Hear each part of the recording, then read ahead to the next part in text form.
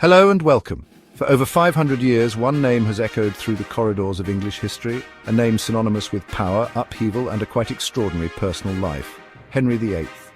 He is a figure we think we know, a caricature almost, of a portly, tyrannical king, discarding wives with a chilling regularity.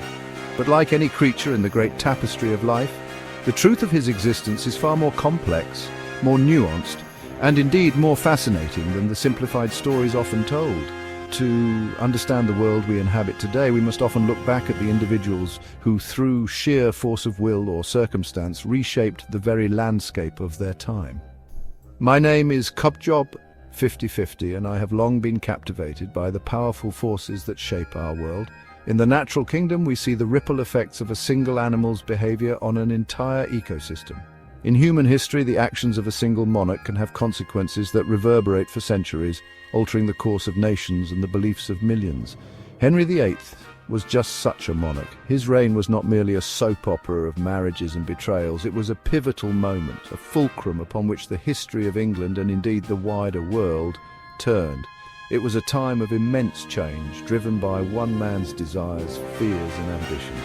So I invite you to join me on a journey back in time. We will peel back the layers of myth and legend that have accumulated over the centuries, much like sediment covering a fossil. We will look beyond the simple headlines of his reign to uncover the man beneath the crown, the athlete, the artist, the tyrant, the revolutionary. We will explore the forces that drove him and the world that he, in turn, so dramatically reshaped.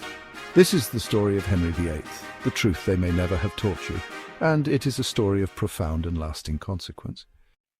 The narrative of Henry VIII is, for many, inextricably linked to a simple, almost nursery rhyme-like fact: his 6 wives. But this was no mere romantic saga. It was a desperate, all-consuming quest, a biological and political imperative that defined his reign and set his kingdom on a collision course with the established powers of the world. The driving force behind this extraordinary marital history was a singular, powerful need: the desire for a legitimate male heir. In the world of 16th century monarchy, a dynasty's survival depended entirely on a clear line of succession.